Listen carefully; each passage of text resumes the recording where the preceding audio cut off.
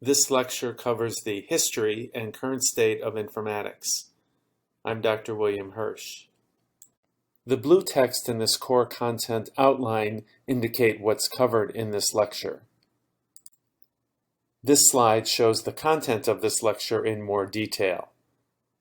We'll explore various aspects of informatics and in particular clinical informatics. The key topics in this lecture include the following: the terminology surrounding informatics and related disciplines and professions, some of the major milestones in the history of the informatics field. We'll also look at the evolution of the medical record from early efforts around the SOAP note to more recent efforts around the electronic health record and personal health record. We'll also discuss major people and organizations in the field. This slide shows the outline of this lecture. We'll begin with definitions of informatics. We'll then cover the history of informatics, including the evolution of health records. We'll discuss domains and subspecialties of informatics, careers in informatics, and professional organizations in informatics. We'll also look at current and future challenges for the field, as well as key concepts, models, and theories. There are many definitions of informatics, which is actually one of the challenges of the field. Probably the most widely accepted and cited is the set of definitions that come from AMIA. I myself have written about definitions, as has Elmer Bernstam and colleagues, and there's also the European view of the definitions of informatics. The AMIA view of informatics views the core name of the field as biomedical informatics and defines it as, quote, the interdisciplinary field that studies and pursues the effective uses of biomedical data, information, and knowledge for scientific inquiry, problem-solving, decision-making, motivated by efforts to improve human health. Also from the AMIA view, quote, biomedical informatics investigates and supports reasoning, modeling, simulation, experimentation, and translation across the spectrum from molecules to individuals and to populations, from biological to social systems, bridging basic and clinical research and practice in the healthcare enterprise. This slide graphically depicts the AMIA view of informatics, with biomedical informatics being the core term. Within biomedical informatics takes place education and research. These activities lead to methods, techniques, and theories that apply across a spectrum from cells and molecules to humans and populations. On the cellular and molecular side is bioinformatics and structural or imaging informatics, which respectively focus on the cellular level, in particular genomics and related areas, and then the structural or organ level. Further along the spectrum are people who are individuals, be they patients, consumers, or whoever. That forms the area of clinical informatics. When we apply informatics to whole populations, we're talking about public health informatics. The combination of clinical and public health informatics can also be referred to as health informatics. Finally, informatics plays a role in research and in translational science, and in those areas are translational bioinformatics, which focuses on bioinformatics as it moves towards clinical and public health informatics, and then clinical research informatics, which focuses on the informatics that enable clinical and translational research. On the left-hand side, we see the spectrum from basic research, the methods, techniques, and theories of informatics that then move downward towards applied research and practice. Prior to the AMIA definition being finalized, I undertook an effort to grapple with the terminology of informatics, which has always plagued the field because there is disagreement on what the term should be, which terms are subsumed by other terms, and so forth. In any case, my definition, which was published in a paper in 2009, views the overarching term for the field to be biomedical and health informatics. And this is defined as the field concerned with the optimal use of information, often aided by technology, to improve individual health, healthcare, public health, and biomedical research. When informatics is applied in a more focused domain, particularly some of the clinical areas such as nursing, dentistry, pathology, primary care, and so forth, we call it, respectively, nursing informatics, dental informatics, pathology informatics, primary care informatics, and so forth. There are some areas of informatics that are more overarching over all of the subtypes, such as imaging informatics and research informatics, which focus respectively on informatics used related to imaging and informatics used related to biomedical research. There are many practitioners of biomedical and health informatics, and these practitioners are usually called informaticians, although sometimes people use the term informaticists. There are other definitions of informatics as well, some of which have been around for quite some time. Bernstam and colleagues define informatics as the science of information applied to biomedicine, consisting of data plus meaning. There are a number of European and global perspectives, which can be read in the papers referenced here.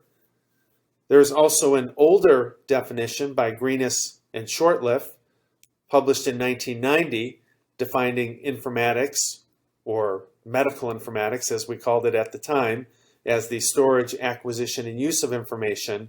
And then there's the fundamental theorem of informatics, which comes from Charles Friedman, the notion that the goal of informatics is to help a human being perform their task better rather than to replace that human being with automation.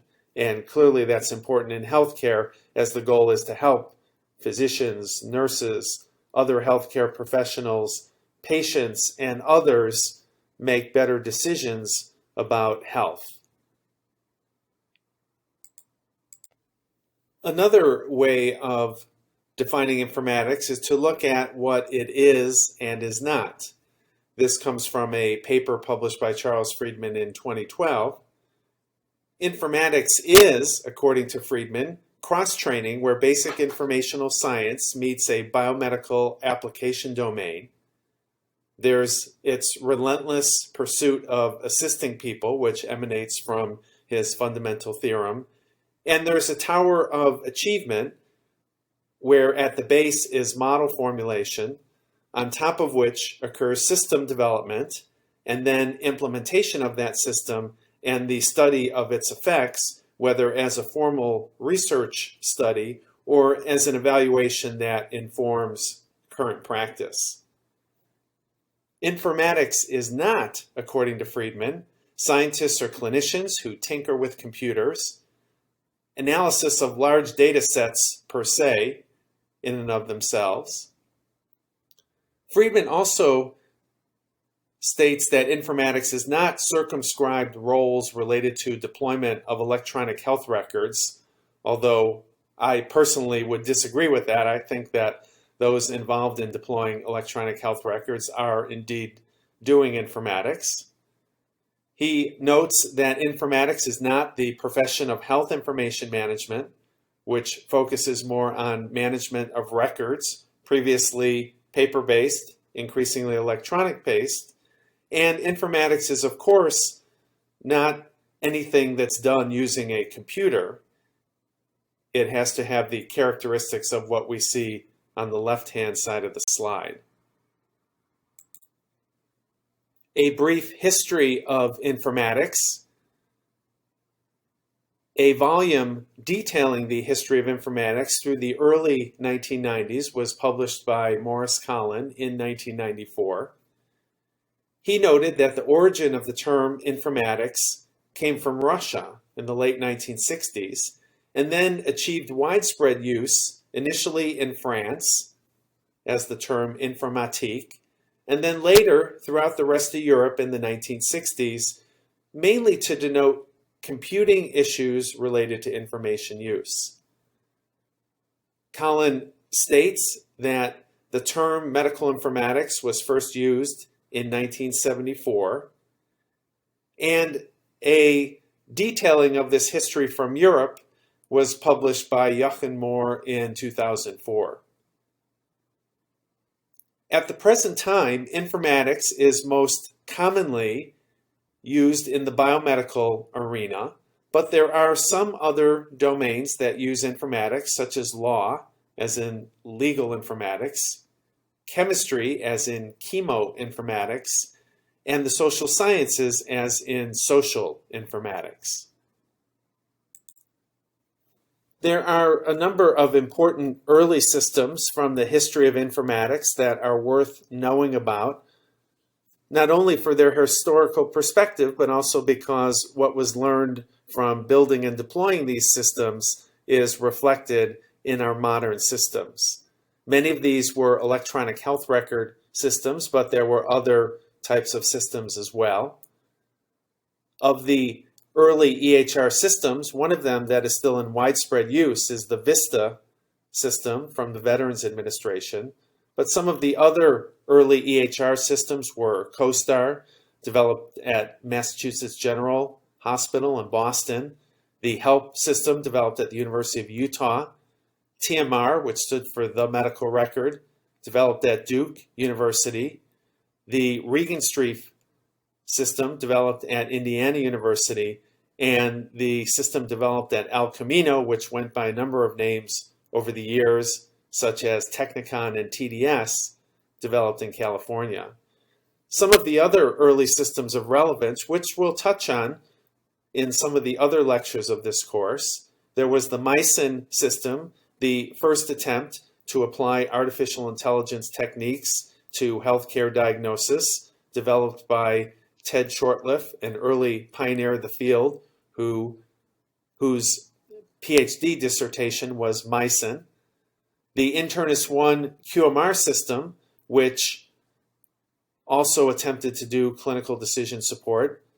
The ELHIL system, which was a system for searching the biomedical literature from the National Library of Medicine. And then the Problem Knowledge Coupler, an attempt to couple medical records and clinical decision support, developed by the famous and well-known Larry Weed. Let's turn our attention to careers in informatics. That is often an important topic for those who are pursuing board certification. When we talk about careers in informatics, one way to look at the spectrum of opportunities is to focus on the traditional groupings. In particular, the information technology or IT professionals. Those are usually individuals with computer science or information systems background. They tend to handle the IT functions. Health information management, or HIM, with its historical focus on medical records, and the increasingly important clinical informatics that often consists of individuals from healthcare backgrounds who perform analysis of systems or their data, engage in training or user support, and so forth. And there are some other individuals who work in informatics, librarians, managers, etc. Another way to categorize careers in informatics is via the categories listed in this slide: academic, professional, and liaison. Academic careers in informatics have jobs such as informatics researcher or teacher, someone like myself. Informatics professionals are those whose work is predominantly operational and professional in informatics, like many of you taking this course. Some job titles include CIO, CMIO, CNIO, Director of Medical Information Systems. Also, people who are system developers, trainers, and so forth fall into this category.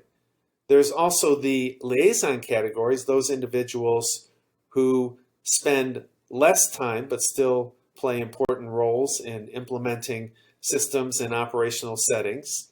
They typically tend to represent the clinical or research community in IT initiatives. For example, a clinical champion. Of course, some who work in informatics go on to become leaders. And let's talk a little bit about the careers of informatics leaders. Who are these individuals? Just about all healthcare organizations have a Chief Information Officer, or CIO. This is an individual who oversees all of the data and information systems. Historically, this has not been a clinician, but instead someone who is more trained in IT and or business skills, but we are seeing increasing numbers of physicians take on CIO roles. There's a whole category of jobs that fall under the heading of Chief Clinical Informatics Officers, or CCIOs. And one of the most important types, certainly for physicians studying informatics, is the Chief Medical Informatics Officer, or CMIO.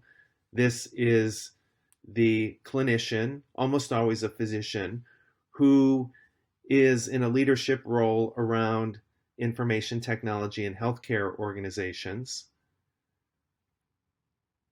More and more, this position is called Chief Health Informatics Officer, or CHIO, but in essence, the CCIO, whether medical, health, nursing, or whatever, is in a leadership position and is the primary liaison between the clinicians of an organization and the IT leadership.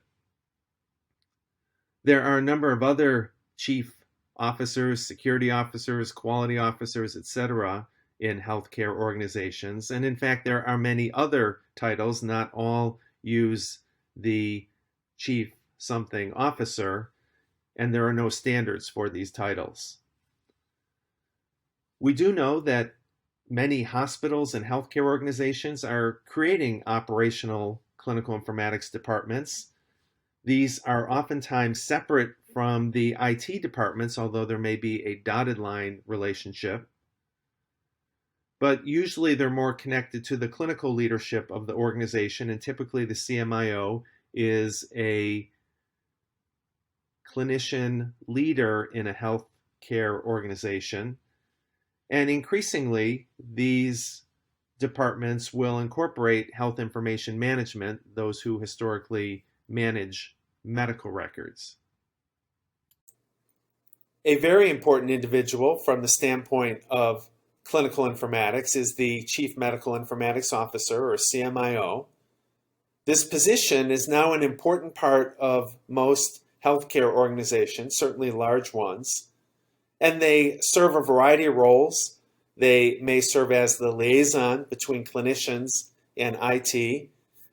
They may serve as the executive informatician. They may also be something like the director of clinical IT systems and lead the path forward in clinical informatics for an organization. Jonathan Levis did a detailed analysis of 5 CMIOs published back in 2006. Much of what he found is still pertinent today. Among the most important skills that these CMIOs considered were leadership, communication, and consensus building. They desired to be part of the senior physician executive team of their organizations and very much did not want to be seen just as techie doctors. Another source of information is the annual survey that's carried out under the auspices of the Gartner Consulting Group and the Association for Medical Directors of Information Systems. They survey CMIOs annually, and usually there's some sort of presentation or report.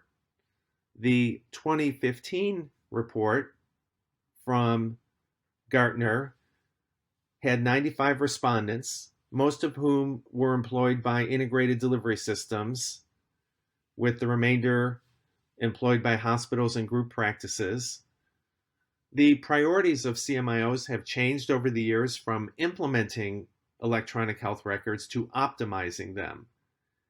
And that moves the priorities into areas such as data analytics, where there's efforts to use the clinical data to hopefully deliver better care, and also the growing amount of population health, where healthcare organizations are responsible for the health of entire populations and not just providing individual care to single individuals.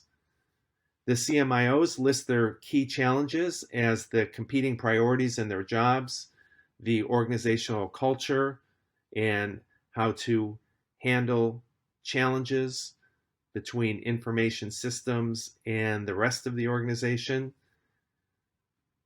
They sometimes find that there is clinician disconnect as the amount of information technology grows, and they also must deal with shortages of resources to implement systems and talent to implement those systems. Initially, CMIOs were self-trained, but more and more they have advanced training in informatics, such as a master's degree, a PhD, or even training in smaller courses such as the 10x10 course of AMIA. Many CMIOs have pursued the clinical informatics subspecialty. This number has grown since 2015, and a large proportion of CMIOs have now pursued board certification. Some other interesting data from the Gartner AMDIS survey.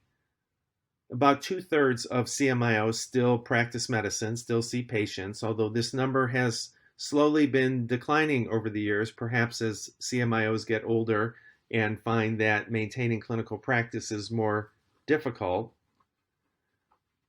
There are many different reporting relationships that CMIOs have. About 1/3 report to the chief medical officer, another 1/3 report to the CIO. The remainder report to other C-suite executives. Sometimes there are dual reporting relationships, for example, to the CMO and CIO. Most CMIOs would prefer to report to the chief medical officer because they view their job predominantly as a clinical as opposed to technology job, or perhaps have some sort of dual reporting relationship. About 2/3 of CMIOs have people reporting to them. Most of the rest have very small staffs, leading to some concern about individuals having responsibility but no authority. CMIOs tend to be paid pretty well, with an average salary in this survey of $343,000. Historically, CMIOs were more paid commensurate with their clinical specialty, but now that they have become more important executives in organizations, they command higher salaries.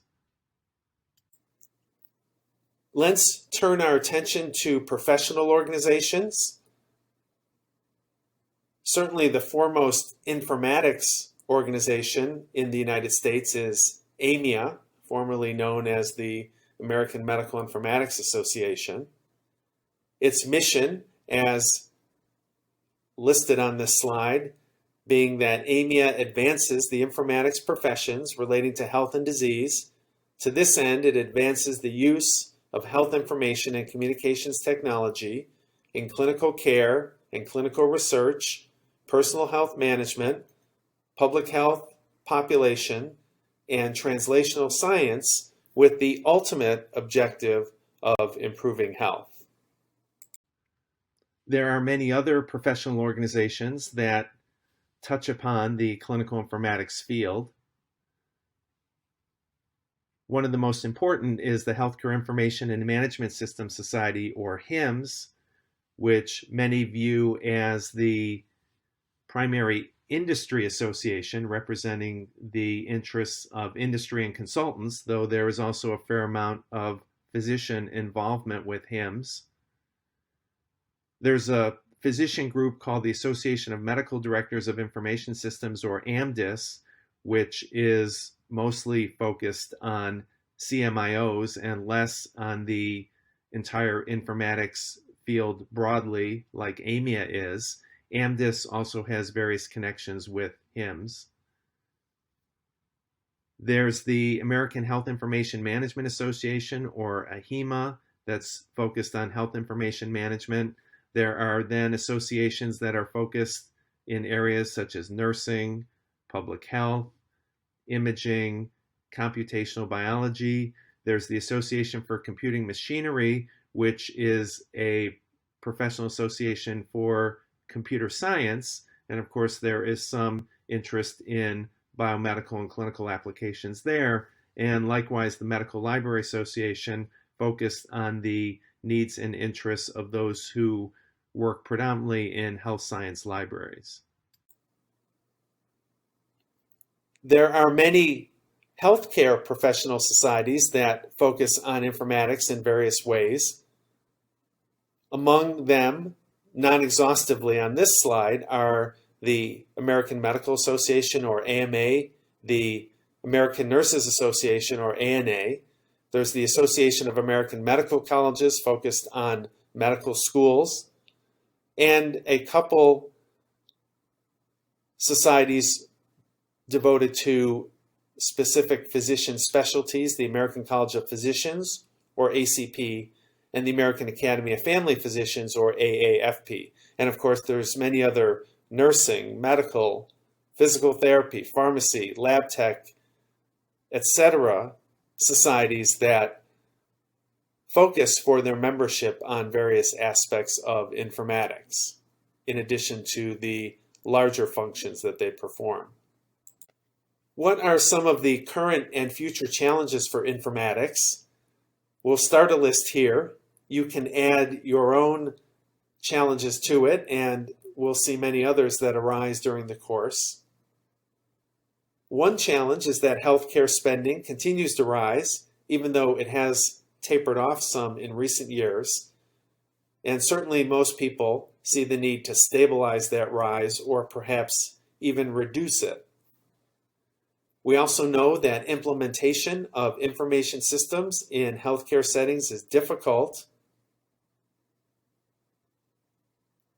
In addition, we know that return on investment of health IT is not only difficult to measure, but sometimes even difficult to conceptualize. What are the benefits? What is the cost to achieve that benefit from these various complex systems? Sometimes we employ too much IT. How much is too much? And is it all hype? And we know that these complex systems in complex settings create risk. We may make a decision that has unintended consequences, and there's always a risk in making decisions about such complicated systems. On the other hand, when we try to achieve simplicity, we often come away feeling unsatisfied because simple answers don't necessarily apply to these very complex problems. What are some of the key concepts, models, and theories of informatics? The core content outline asks subspecialists to know these. Of course, they don't actually list what they are, So we can start to define a list here. Some of these will be covered in other lectures, and there are many more that have not been put on this start of a list. But some of the key concepts, models, and theories are things like Bayes' theorem, Moore's law, Metcalfe's law.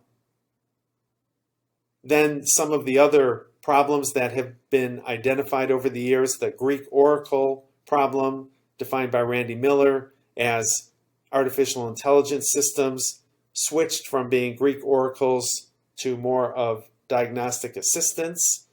The curly braces problem, which will be covered in a subsequent lecture on the challenges that arise when locally collected data is applied to standardized algorithms and other processes. There's Homer Warner's summarization of informatics, that is 10% medicine, 10% technology, and 80% sociology, and what are the implications for the field from that. And then other important concepts, models, and theories are the various metrics that are used in, for example, diagnostic decision making and information retrieval.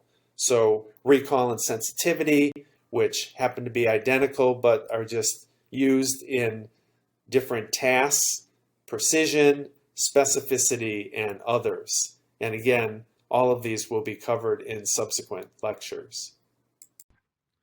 There are many sources of scientific literature for clinical informatics. The main categories are journals and conference proceedings. There are a number of key journals for clinical informatics, probably the most important of which is Journal of the American Medical Informatics Association, or JAMIA. JAMIA publishes scientific articles on all aspects of biomedical informatics, including clinical informatics.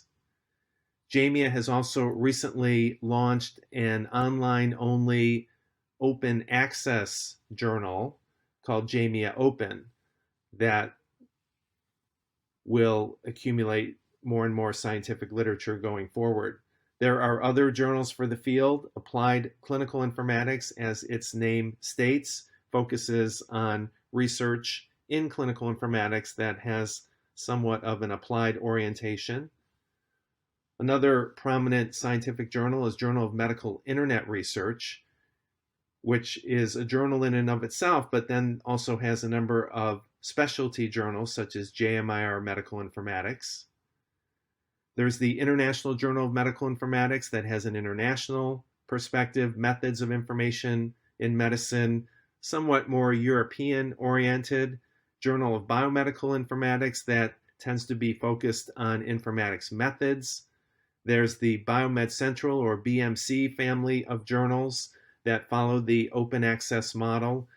There are several hundred journals, one of which is devoted to medical informatics and decision making.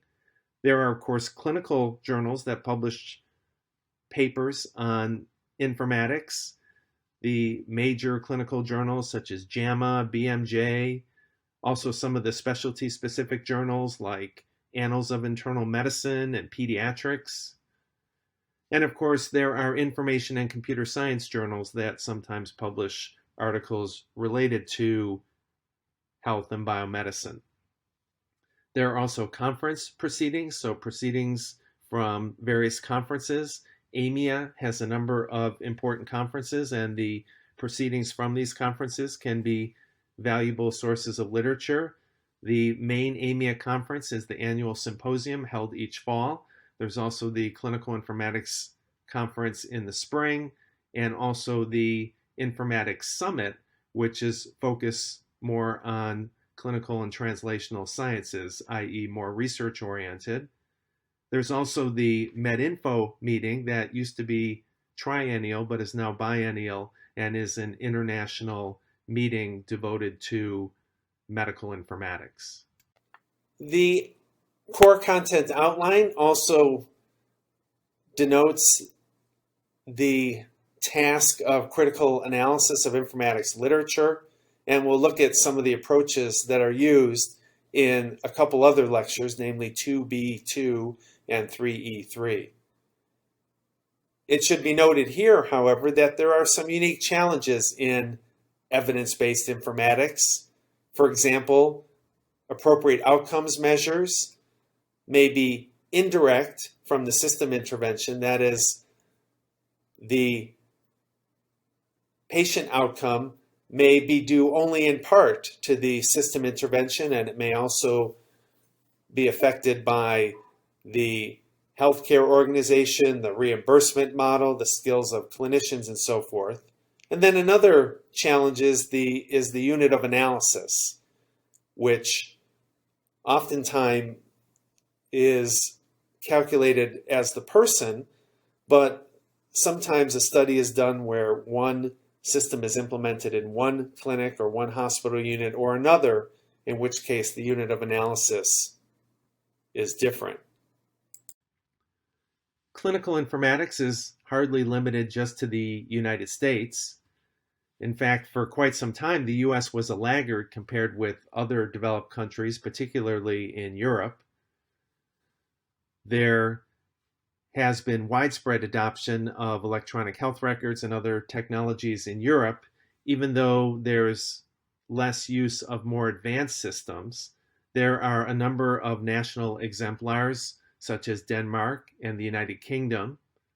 There are even efforts in developing countries, in places like Argentina, even in some of the countries of Africa, there is fairly substantial development of clinical informatics. And for the most part, the US has caught up with the rest of the developed world through the funding from the HITECH Act that has provided incentives for the adoption of electronic health records.